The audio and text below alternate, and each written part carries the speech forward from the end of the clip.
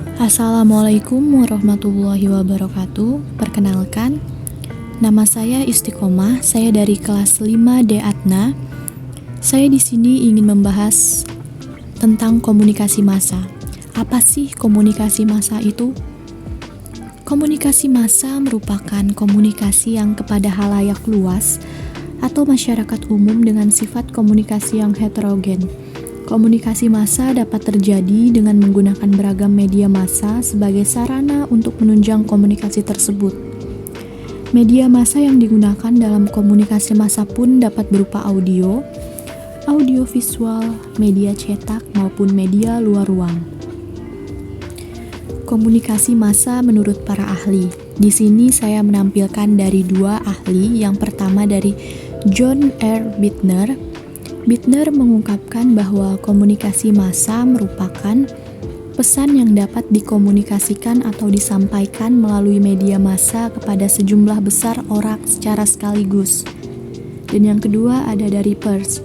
Peirce berpendapat bahwa komunikasi massa ialah suatu proses yang terjadi di antara seorang individu, sekelompok orang maupun organisasi yang dapat menciptakan pesan dengan cara melakukan transmisi melalui beberapa jenis media kepada audiens yang besar secara heterogen serta anonim. Ada 6 karakteristik komunikasi massa. Yang pertama, komunikator yang terlembaga. Komunikasi massa memiliki karakteristik berupa komunikator dalam komunikasi massa dapat bergerak dalam organisasi yang kompleks, tetapi memiliki sifat melembaga. Lembaga dari penyampai pesan komunikasi massa tersebut menyampaikan pesannya melalui beragam media massa seperti surat kabar, internet, radio, televisi, buku, majalah, dan lain sebagainya. Dan yang kedua ada pesan yang disampaikan memiliki sifat yang umum.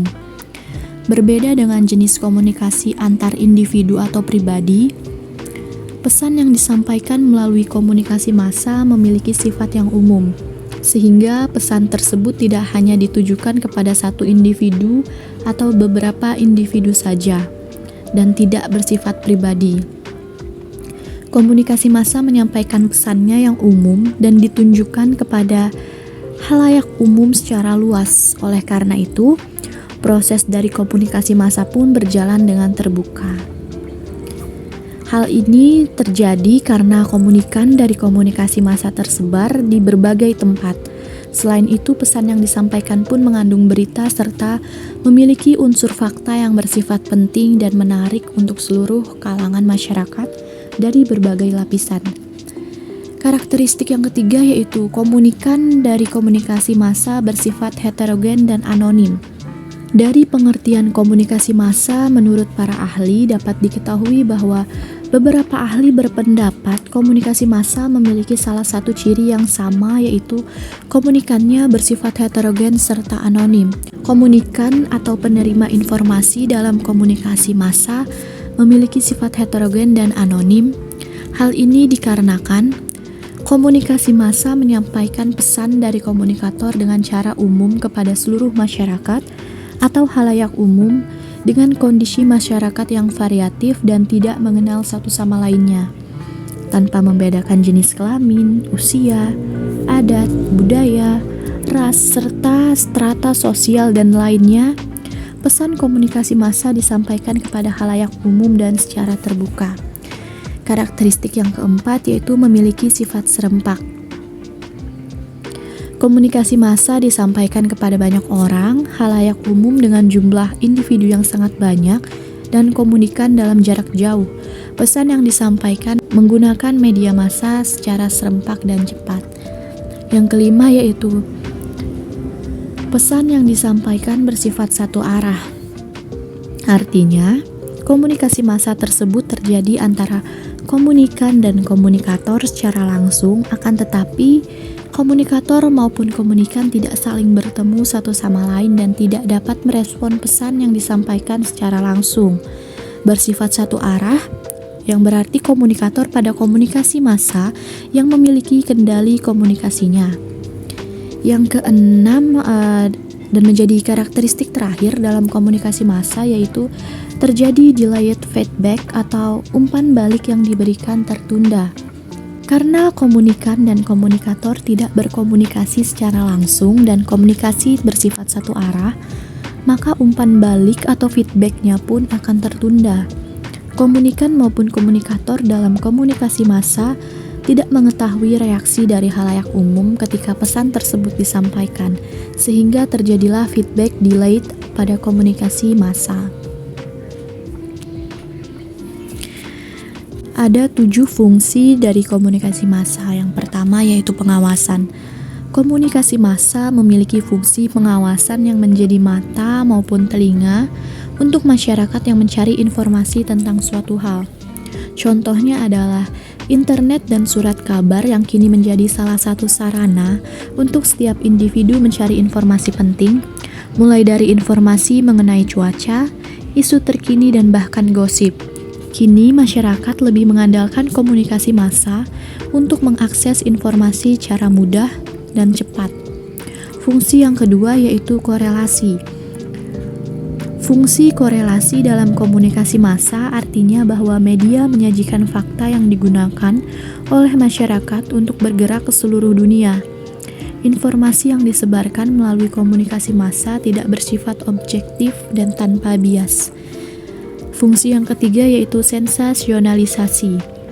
Menurut fungsi sensasionalisasi pada komunikasi massa, artinya bahwa media lebih mengedepankan pesan yang paling sensasional untuk meraih gairah dari konsumen. Fungsi yang keempat yaitu hiburan. Komunikasi massa juga memiliki fungsi sebagai hiburan. Contohnya adalah komunikasi massa yang disebarkan melalui majalah, televisi, berita online, dan lainnya yang menyajikan beragam informasi atau pesan menghibur untuk khalayak ramai. Fungsi dari komunikasi massa yang keempat ini lebih terasa dibandingkan fungsi komunikasi massa yang lainnya, terutama ketika internet mulai berkembang dan banyak komunikan menyebarkan pesan menghibur melalui beragam media massa yang mudah diakses khalayak umum. Fungsi yang kelima yaitu penularan atau penyebaran. Komunikasi massa yang menggunakan media massa memiliki fungsi menjadi wahana atau sarana penularan yang membantu menyampaikan norma, aturan, nilai hingga kebiasaan budaya. Media massa memiliki peran penting dalam proses sosialisasi serta penyebaran informasi. Fungsi yang keenam yaitu mobilisasi. Fungsi dari komunikasi massa yang keenam adalah untuk memobilisasi masyarakat yang selama ini berada dalam masa krisis. Contohnya adalah ketika terjadi suatu peristiwa yang menimpa sebuah kota di negara. Dalam hal tersebut, media massa memiliki peran untuk memobilisasi khalayak umum agar ikut merasakan pengalaman atau peristiwa tersebut hingga memunculkan perasaan bahwa peristiwa tersebut ikut terjadi padanya karena terjadi di negara yang ia tinggali. Dan fungsi yang terakhir yaitu validasi. Fungsi validasi atau status maupun norma individu, organisasi, gerakan, serta produk tertentu. Validasi orang maupun kelompok tertentu memiliki fungsi untuk dapat menegakkan norma sosial. Media massa dalam komunikasi massa dapat melakukan validasi atas norma budaya tertentu sambil menghilangkan perbedaan serta variasi dari norma yang ada. Sekian yang dapat saya paparkan, kurang dan lebihnya mohon maaf. Terima kasih. Wassalamualaikum warahmatullahi wabarakatuh.